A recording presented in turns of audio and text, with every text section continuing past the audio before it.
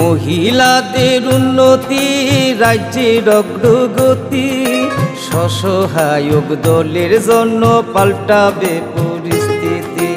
এই প্রকল্পের সুবিধা 3 লাখ মহিলার, মা বোনদের প্রয়োজন, সবার হোক উন্নয়ন। তাই তো বলি প্রতি ঘরে হবে সুশাসন, তাই তো বলি প্রতি ঘরে হবে সুশাসন।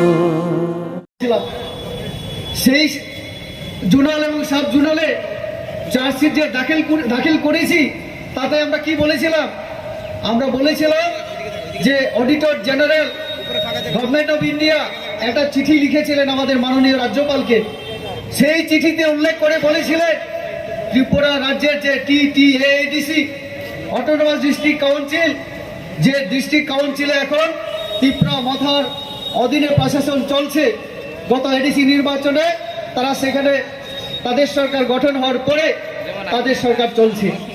অডিটর জেনারেল তিনি অভিযোগ করে বলেছেন এই এডিসিতে সরকারি নিয়ম কানুন মেনে, সংবিধান মেনে অডিট করা হচ্ছে না, আর্থিক শৃঙ্খলা নেই।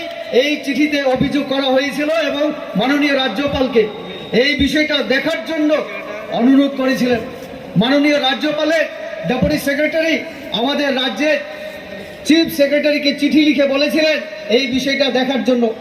আমাদের চিফ সেক্রেটারি আমাদের এডিসির যিনি CEO চিফ এক্সিকিউটিভ অফিসারকে চিঠি লিখে বিষয়টা দেখার জন্য বলেছিলেন। কিন্তু আমাদের পার্টির তরফ থেকে আমরা পরপর 2 বার আমরা সাব জোনাল লেভেলে, জোনাল লেভেলে আমরা ডেপুটেশন দিয়ে চার্জশিট দাখিল করেছি। সাবমিট করে আমরা এই এডিসিতে অডিট করানোর জন্য, আর্থিক শৃঙ্খলা আনার জন্য এবং জনগণের টাকার হিসাব দেওয়ার জন্য আমরা বারবার বলেছিলাম। কিন্তু এডিসি প্রশাসন, যার সুপ্রিমো আমাদের প্রদ্যুৎজি ক্ষমতায় আসার আগে বলেছিলেন স্বচ্ছ প্রশাসন দেবেন তিনি, কিন্তু আমরা দেখেছি উনার এই কথা বলার পরও আইডিসিতে কোনো অডিট হচ্ছে না, আর্থিক শৃঙ্খলা নেই, কোনো হিসাব দেওয়া হচ্ছে না। জনগণের জন্য যে টাকা কেন্দ্রীয় সরকার, রাজ্য সরকার এডিসিতে পাঠানো হচ্ছে তার কোনো হিসাব তারা দিতে পারছে না। সেখানে টেন্ডার হয় না, কিছু হয় না।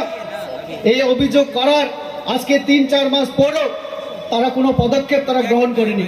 তার জন্য পার্টির উদ্যোগে আমরা আজকে জনজাতি মোর্চার উদ্যোগে বিশেষ করে এবং আমাদের প্রদেশের উদ্যোগে পার্টি আজকে রাজভবন অভিযানে আমরা সামিল হয়েছি। আমাদের প্রতিনিধিরা গেছেন, সেখানেও তারা আলোচনা করবেন যে কেন আজকে আমাদের এই জমায়েত করতে হলো এবং এই যে চার্জশিট দাখিল আমাদের কেন করতে হলো।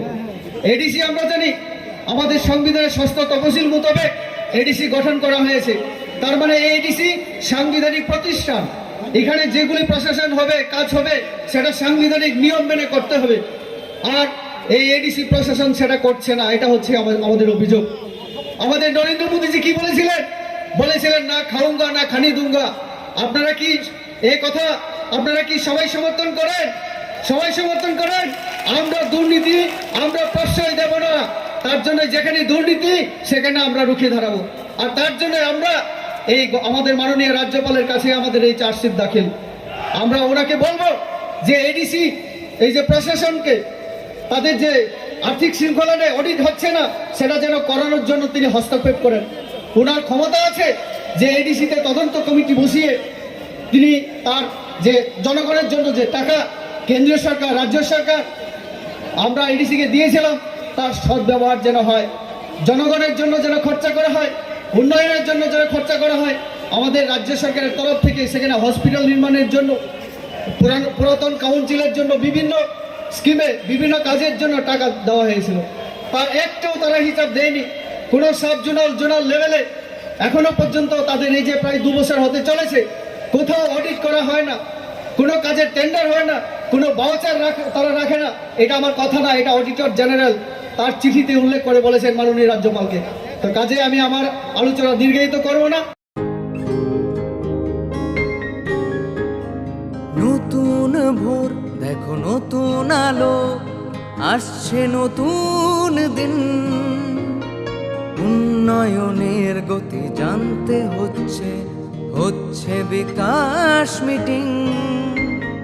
বিকাশ হবে ঘরে ঘরে, বদলাবে সবার জীবন।